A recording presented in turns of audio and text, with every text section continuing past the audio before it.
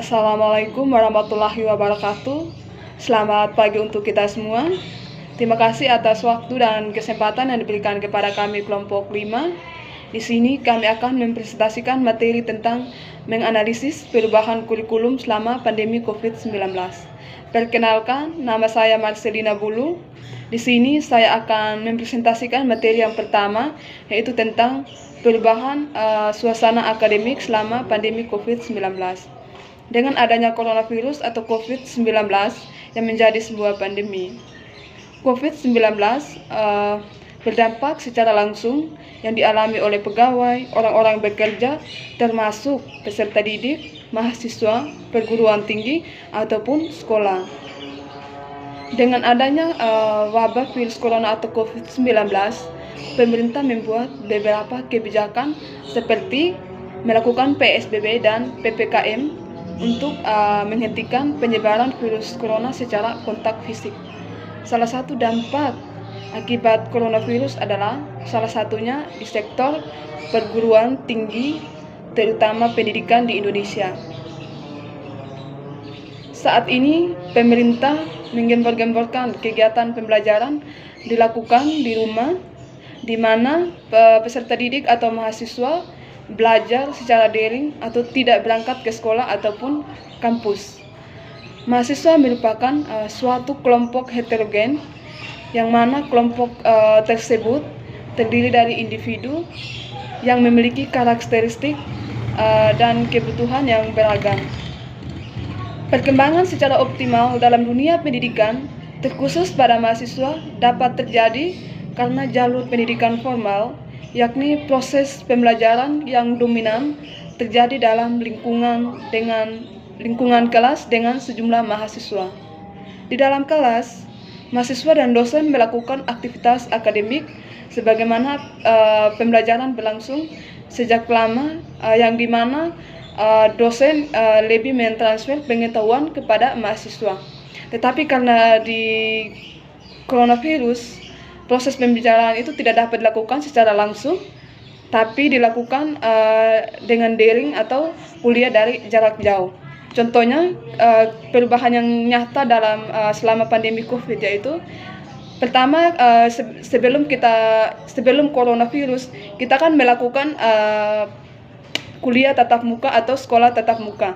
Nah, kalau mengenai tugas kan kalau ada tugas kita langsung kerja langsung kumpul kepada dosen. Tapi selama pandemi COVID, karena kita kuliahnya online, pengumpulan tugasnya itu bisa melalui classroom. Kita yang di Unitri kita bisa pakai Janitra.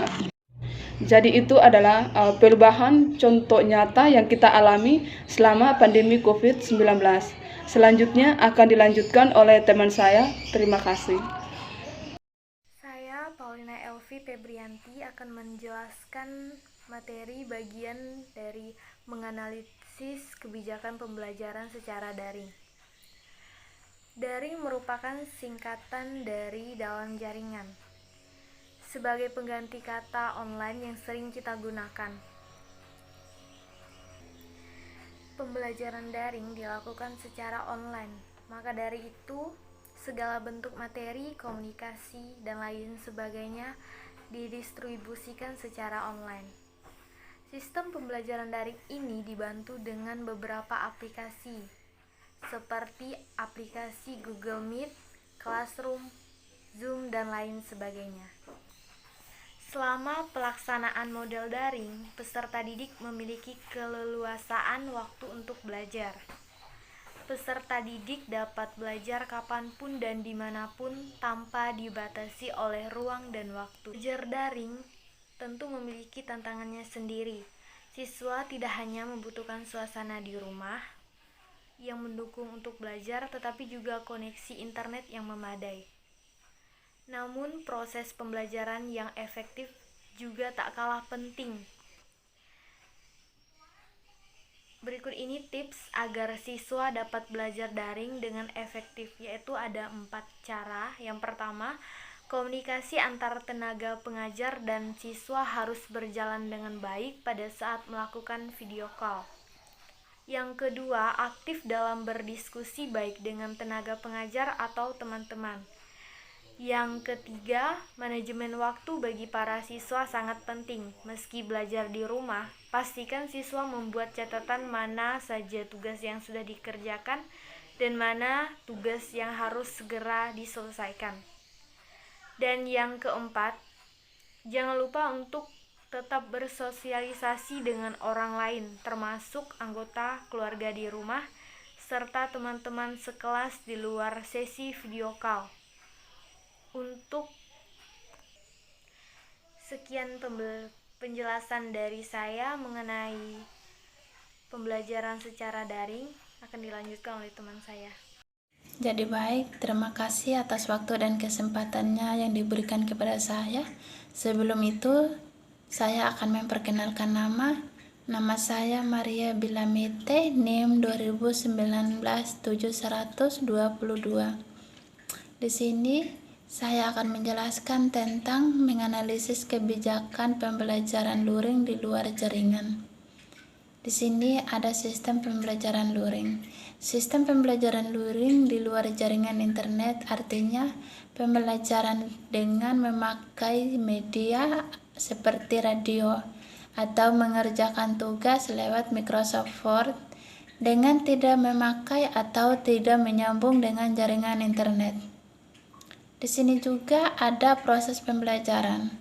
Dalam proses pembelajaran tersebut, ada beberapa cara kesulitan yang dihadapi oleh siswa, yaitu ada kesulitan jaringan internet, dan ada kesulitan kuota internet terbatas, dan ada kesulitan KBM tidak aktif.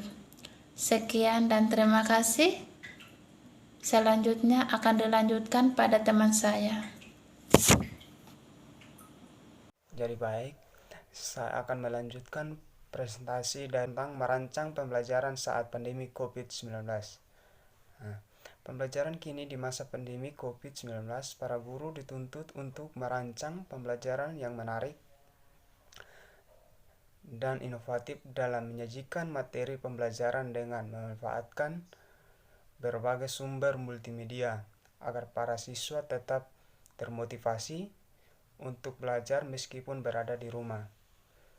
Oleh karena itu, untuk mendesain pembelajaran jarak jauh yang efektif, perlu dipikirkan dan dirancang berbagai macam strategi untuk memfasilitasi interaksi antara peserta didik dengan konten pembelajaran, peserta didik dengan konten pembelajaran, peserta didik dengan pendidik, dan peserta didik dengan peserta didik lainnya. Mungkin itu saudara saya. Terima kasih.